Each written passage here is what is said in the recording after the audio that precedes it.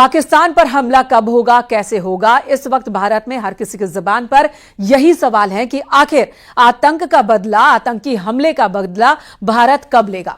तो इस बारे में अभी सिर्फ भारत की सेना ही जानती है। पाकिस्तान इस वक्त बस यही सोच रहा है कि कैसे वो खुद को बचा सके, और इसके लिए उसने अपनी हर मोर्चे पर मुस्तैदी बढ़ा दी है। आपको वो सबसे खतरनाक हथियार दिखाते हैं जिससे बचने के विकल्प जनरल मुनीर के पास भी नहीं है।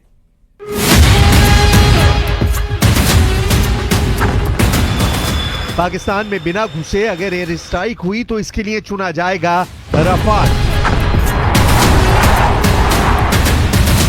पाकिस्तान के रडार से दूर रहकर अगर हमला किया गया तो इसके लिए चुना जाएगा Rafale.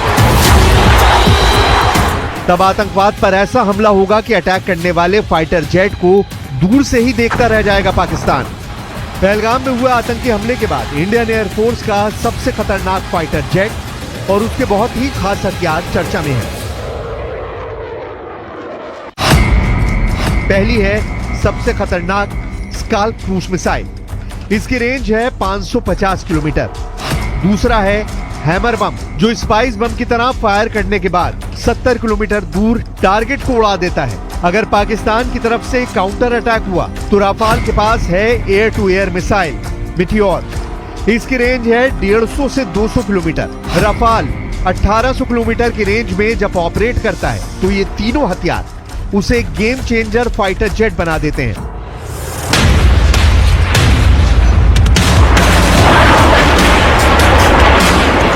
धधकते jet engine take off के लिए तैयार ये वो फोर्स है जिसके उड़ान भरते ही दुश्मन के रडार एक्टिव हो जाते हैं।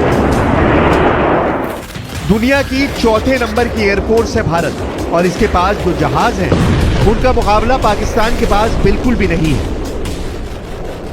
राफाल इसमें सबसे आधुनिक और सबसे खतरनाक फाइटर जेट है।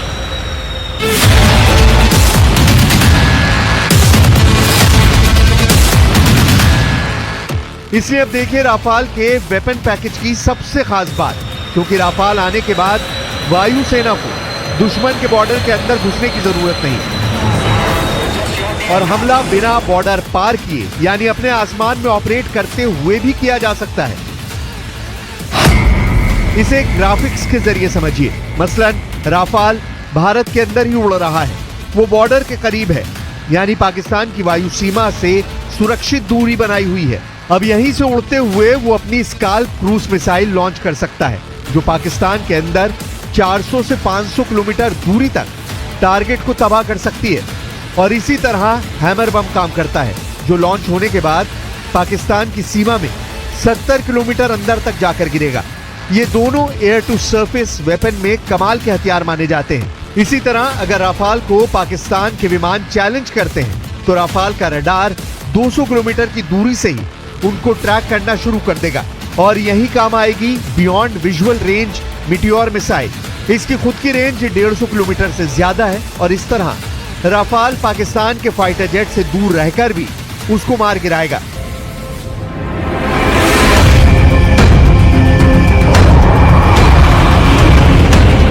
अब भारत फ्रांस से राफाल एम यानी उसका मरीन वर्जन ले रहा है, यानी एयरक्राफ्ट कैरियर से ऑपरेट होने वाला विमान। ऐसे 26 विमानों को लेकर फ्रांस से डील हुई। ये 26 विमान 2029 से नौसेना को मिलने शुरू होंगे। राफाल एम की टेल के नीचे हुक लगा होता है, जिसके जरिए कैरियर पर लैंडिंग के दौरान इसे रोका जाता है। वहीं इसकी बॉडी एयरफोर्स वाले राफाल के मुकाबले ज्यादा मजबूत होती है। यह एंटी शिप मिसाइल लेकर चलता है, क्योंकि ये समंदर के ऊपर ऑपरेट करता है। फिलहाल नौसेना के पास MiG-29K लड़ाकू विमान है, जो INS विक्रमादित्य और INS विक्रांत से ऑपरेट करते हैं, जबकि राफाल का एयरफोर्स वर्जन 2019 से ही भारतीय वायुसेना का हिस्सा है। हालांकि भारत के पास अभी महज 36 राफाल जेट हैं, लेकिन इनको ऐसे मोर्चों पर तैनात किया गया है जो 3 दिशाओं से होने वाले हमले को काउंटर कर सकते हैं।